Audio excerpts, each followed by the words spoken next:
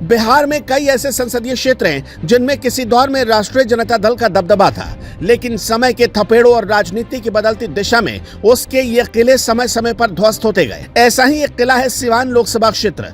2009 में आरजेडी का ये किला एक बार ध्वस्त हुआ तो दोबारा यहाँ अपना दबदबा बनाए रखना आरजेडी सुप्रीमो लालू प्रसाद यादव के लिए एक सपना बनकर रह गया। सिवान लोकसभा क्षेत्र में करीब 1.5 दशक से आरजेडी अपने पुराने गढ़ में एक जीत की बाट जोह रही है। सिवान संसदीय क्षेत्र पर करीब 1957 से 1977 तक राष्ट्रीय कांग्रेस का सिक्का चलता रहा, जिसे 1977 के चुनाव में जनता पार्टी के टिकट पर खड़े मृत्युंजय प्रकाश ने तोड़ दिया। हालांकि 1980 के चुनाव में एक बार फिर कांग्रेस यहां से उठी जरूर, लेकिन ज्यादा दिनों तक टिक नहीं पाई।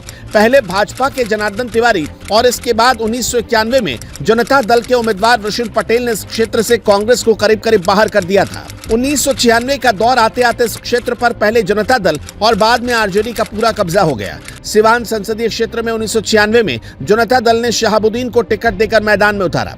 1998 में एक बार फिर हुए लोकसभा चुनाव में शहाबुद्दीन ने आरजेडी के टिकट पर चुनाव लड़ा। 1996 में जीत के बाद से लेकर 2009 तक यहां शहाबुद्दीन का दौर रहा। वो यहां से 4 बार सांसद चुने गए, लेकिन आपराधिक मामलों में एक बार फिर शहाबुद्दीन सलाखों के पीछे गए तो फिर जीवित बाहर नहीं आ पाए। शहाबुद्दीन की जेल यात्रा के बीच आरजेडी ने 2009 में उनकी पत्नी हिना शहाब को उम्मीदवार बनाया, परंतु वो निर्दलीय प्रत्याशी ओम प्रकाश से पराजित रही। आरजेडी के लिए सिवान से हार बड़ा झटका थी, लेकिन पार्टी को अंदाजा नहीं था कि उसका यह किला ध्वस्त हो चुका है। 5 साल बाद हुए चुनाव में आरजेडी ने एक बार फिर से हिना को टिकट दिया।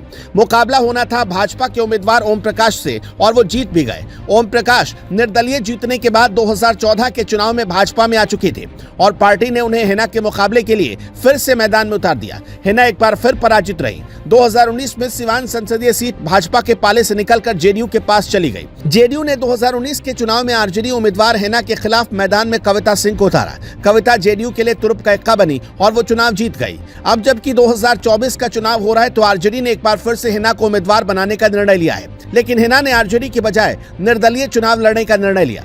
आरजेडी ने सिवान संसदीय सीट का जिम्मा अवध बिहारी चौधरी को दिया है, जिनका मुकाबला जेडीयू की विजय लक्ष्मी देवी से होना है। जाहिर है इस बार त्रिकोणीय मुकाबला होगा। अवध बिहारी चौधरी आरजेडी के पुराने कद्दावर साथी रहे हैं, उनके ऊपर इस लोकसभा क्षेत्र में जीत की जिम्मेदारी है। लेकिन लोगों का आकलन है कि यदि हिना निर्दलीय प्रत्याशी के रूप में मैदान में उतरी तो मुश्किलें दोनों गठबंधनों को होगी। सवाल यह है कि बीते 1.5 दशक से जिस किले को आरजेडी वापस जीतना चाहती है उस पर उसे जीत मिलेगी या नहीं। जाहिर है इसका फैसला यहाँ की जनता और यहाँ के मतदाताओं पर निर्भर करेगा।